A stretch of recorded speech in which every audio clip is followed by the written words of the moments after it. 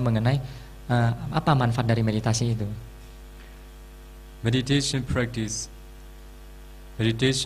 is simply to say training of the mind. Nah, meditasi itu kalau secara simpelnya itu bisa disebut sebagai cara melatih pikiran. As you all know, when you are going to practice Anapana meditation by focusing on one object from one place, how difficult to be with that object for a long time, even for 5 minutes continuously. Jadi seperti yang Anda ketahui bahwa jika Anda ingin memulai meditasi, bahwa sangat susah sekali kita untuk bisa menjaga pikiran kita di dalam satu objek agar tidak berpindah bahkan hanya selama 5 menit saja. When we are going to practice meditation by focusing an object, our mind wanders, taking this, taking that object again and again. Jadi sewaktu kita hendak memulai untuk memfokus ya pikiran kita kepada satu objek, pikiran kita selalu lari sana dan lari sini mengambil objek itu dan objek ini.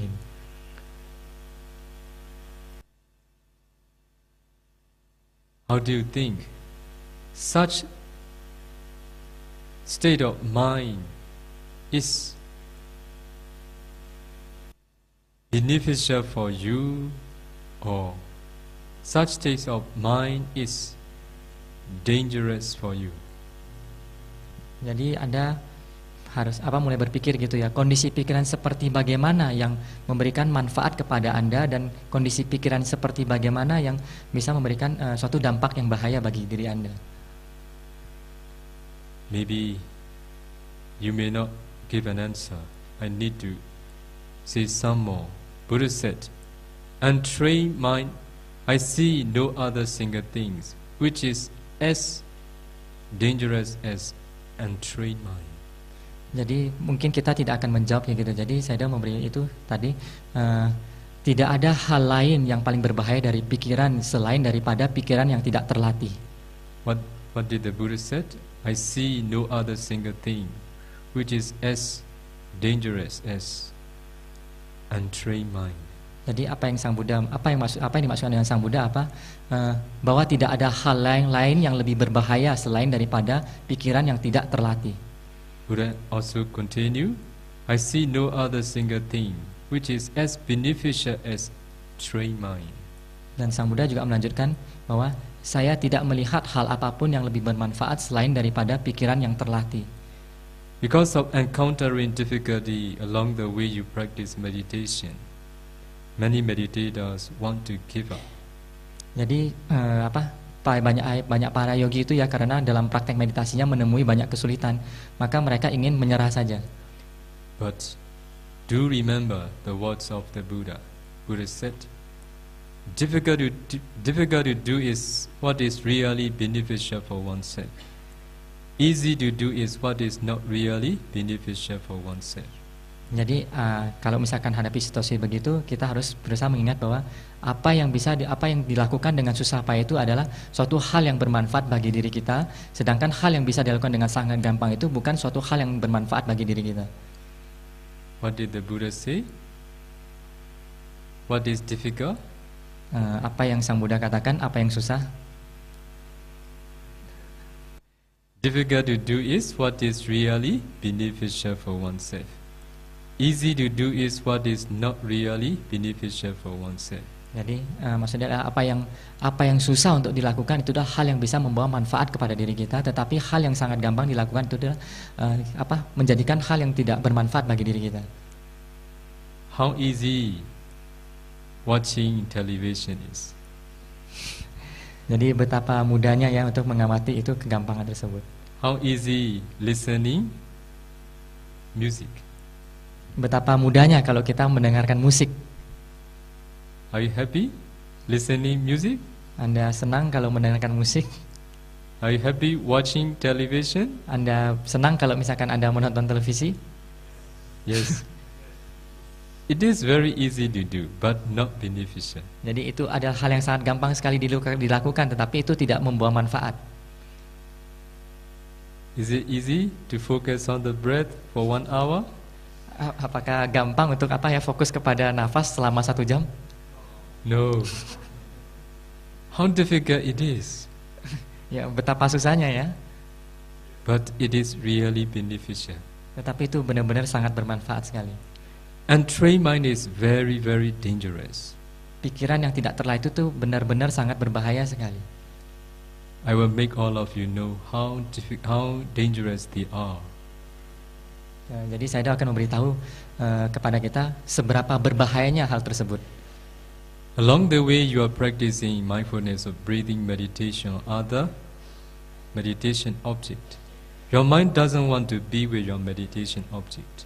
Jadi selama Anda memfokuskan pikiran Anda kepada objek meditasi Anda, pikiran Anda sangat tidak ingin sekali untuk fokus kepada objek tersebut. Your mind want to wander, your mind want to take this object, your mind want to take that object. Pikiran Anda sangat ingin sekali untuk mengembara, ingin mengambil objek ini, ingin mengambil objek itu. A lot of activities and a lot of memories appear in your mind. Jadi sangat banyak sekali kegiatan-kegiatan, aktivitas-aktivitas dan memori-memori yang muncul di dalam pikiran kita. Do you know, at the near that moment, in our mind appear different objects alternatively in the way they appear the time you practice meditation. Jadi apakah Anda tahu ya, jadi saat kita menjelang kematian, objek-objek yang bermunculan itu munculnya secara ngacak kayak gitu ya, sama seperti sewaktu kita berlatih meditasi itu pikiran itu munculnya ngacak-ngacak, bisa objek ini bisa objek itu, bervariasi, sangat bervariasi sekali. When we are free, if we are going to think, what type of object do we use to think about? Ya, jadi pada saat kita sedang tidak melakukan sesuatu apapun kayak gitu, jika kita pada saat tersebut kita ingin berpikir, maka biasanya objek apa yang kita, atau pikiran apa yang kita pikirin? Sensual objects or wholesome object? Objek yang penuh kesenangan indrawi atau objek yang kusala, objek yang baik ya. Objek kesenangan indrawi yang maksudnya menikmati kesenangan-kesenangan indrawi, atau objek yang baik, mendatangkan manfaat baik, kusala. Can you give me an answer? Bisa jawab?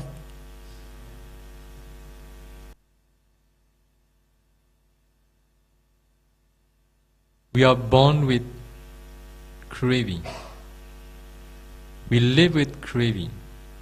We die with craving. Kita lahir dengan membawa nafsu keinginan, kita hidup dengan nafsu keinginan, kita mati dengan nafsu keinginan. Let me repeat again. We born with craving, we live with craving, we die with craving. Jadi saya ingin mengulang lagi, kita lahir dengan nafsu keinginan, kita hidup dengan nafsu keinginan, kita mati juga dengan nafsu keinginan. Pursuing sensuality all the time between birth and death. Jadi untuk mempraktekkan atau mengalami hal-hal kesenangan indrawi selama proses kita hidup. Desiring this, desiring that, expecting this, expecting that. We spend a lot of our lifetime pursuing sensual pleasures. Menginginkan itu, menginginkan ini, mengharapkan hal ini, mengharapkan hal itu. Kita menghabiskan waktu yang sangat banyak dalam hal kesenangan-kesenangan indrawi tersebut. Because of this reason, most of the time, almost all the time, our mind is thinking about sensual pleasures. Ya, karena alasan-alasan itulah maka pikiran kita selalu cenderung untuk memikirkan objek-objek kesenangan yang indrawi. Sensual pleasures mean beautiful objects, beautiful sound, good smell, good taste, and good touch. Kesenangan indrawi itu ya, itu seperti misalkan melihat objek yang menyenangkan, mendengar objek pendengaran yang menyenangkan, mencium bau sesuatu yang harum, yang menyenangkan, mengecap sesuatu yang menyenangkan, atau merasakan sentuhan-sentuhan yang menyenangkan juga. Because of this reason, at the near death moment, most of the objects that can appear at the near death moment objects will not be wholesome objects. Karena alasan-alasan tersebutlah maka pada saat menjelang kematian kita itu sangat susah sekali untuk bisa muncul pikiran yang baik. Taking a starting object at the near death moment we pass away. It will decide our destiny.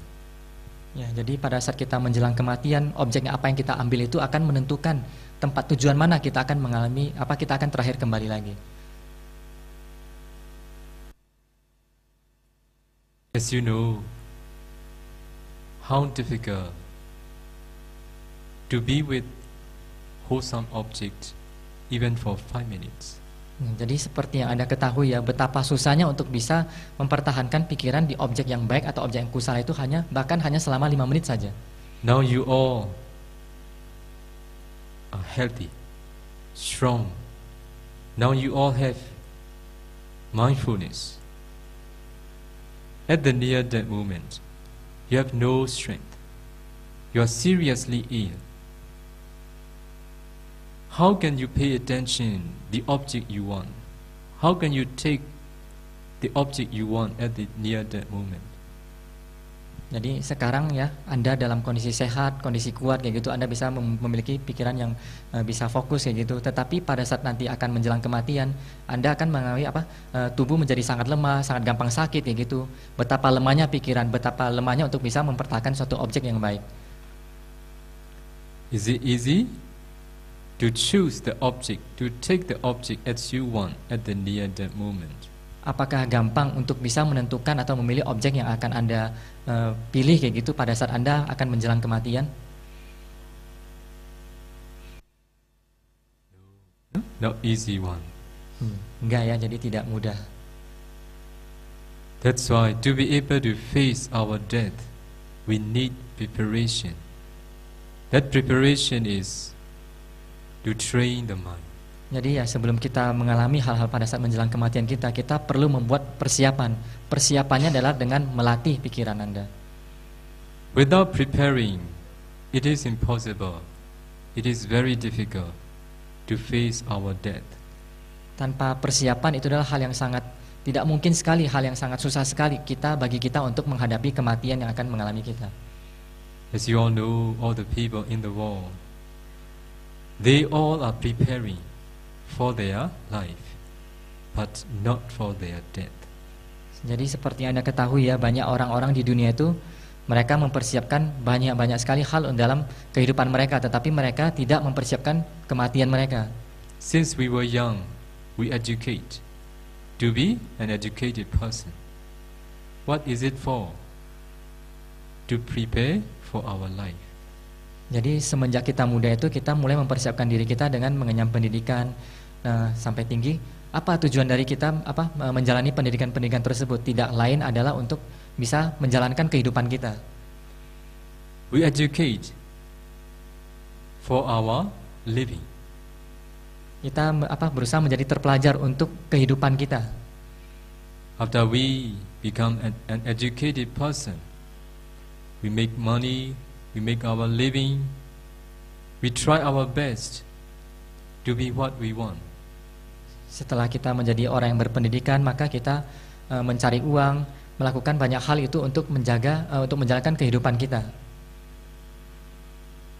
Until we die, we spend a lot of our lifetime until we die, just by preparing for our life. Jadi dalam hal itu kita banyak menghabiskan sangat banyak waktu sekali untuk membuat persiapan dalam menjalani kehidupan kita. How do you think? Are there many those who are preparing for their death? Bagaimana menurut Anda, ada berapa banyak orang yang mempersiapkan dirinya untuk menghadapi kematian? Very, very few. Sangat sedikit sekali. Now, what you are going to do and what you are doing is preparing for your death. Sedangkan apa yang Anda lakukan sekarang ini adalah, apa yang Anda persiapkan sekarang ini adalah persiapan untuk menghadapi kematian Anda. Just by practicing for a short time and by stopping for a long time, it is not easy to have trained mind. Jadi hanya dengan berlatih dalam waktu yang sangat singkat dan berhenti dalam jangka waktu yang sangat panjang itu sangat susah sekali bagi kita untuk melatih pikiran. Training of the mind is what we have to do the whole life, whether we like, whether we dislike, because our mind leads our world. Jadi melatih pikiran itu adalah hal yang sangat harus penting bagi kita lakukan dalam keseharian kita sepanjang kehidupan kita, karena pikiran kita itulah yang akan menentukan ke arah mana dunia kita. Let me repeat again, whether you like, whether you dislike, whether you want to practice, whether you don't want to practice, you have mind, and train mind. You need to train through practicing meditation. Jadi baik apa Anda menginginkan atau tidak menginginkan, Anda mau untuk melatihnya, Anda tidak mau melatihnya, Anda tetap harus berusaha melatih pikirannya. As I quote the words of the Buddha, difficult to do is what is really beneficial for oneself. Easy to do is what is difficult to do is what is really beneficial for oneself. Easy to do is what is not beneficial for oneself. Jadi seperti saya mengutip ucapan dari Sang Buddha bahwa hal yang susah dilakukan itu adalah hal yang bisa membawa manfaat bagi kita. Hal yang sangat gampang sekali dilakukan itu adalah hal yang tidak membawa manfaat bagi diri kita. Who are you? Jadi siapa diri Anda? The one who like doing easy thing, or the one who like doing difficult things? Orang yang suka melakukan hal yang susah atau orang yang suka melakukan hal yang gampang? Who are you? Siapa Anda? So consider. Jadi coba Anda pertimbangkan ya. We all think ourselves. We are those who want to do for the good of ourselves. Actually, we are not. Most of the people in the world, they are not doing for the good of themselves. Jadi banyak orang yang berpikiran bahwa mereka melakukan hal yang baik bagi kehidupan mereka gitu. Tetapi sebenarnya itu salah, mereka bukan melakukan hal yang baik bagi kehidupan mereka. That's why if we all want to be the one who want to really do for the benefit of ourselves, we need to do something what is really difficult but really beneficial. Jadi jika Anda ingin melakukan hal yang baik bagi diri Anda harus melakukan hal yang sangat susah, hal yang memang akan membawa manfaat bagi diri Anda. So diligently practice within these 3 months. Jadi ya berlatihlah dengan sungguh-sungguh dan dengan rajin selama 3 bulan ini. May you be able to develop concentration. Dan jika Anda bisa mengembangkan konsentrasi, may you be able to penetrate the Dhamma as they really are. Semoga Anda juga bisa menembus Dhamma sebagaimana apa adanya. Maybe the one who really want to do for the good of oneself. Semoga Anda bisa menjadi orang yang memang benar-benar ingin melakukan kebaikan bagi dirinya sendiri. May you be able to make an end of suffering in this very life. Semoga Anda bisa mengakhiri penderitaan dalam kehidupan yang sekarang juga. Let's stop here. Nah, jadi Dhamma ini berhenti sampai di sini saja. Sadu, sadu.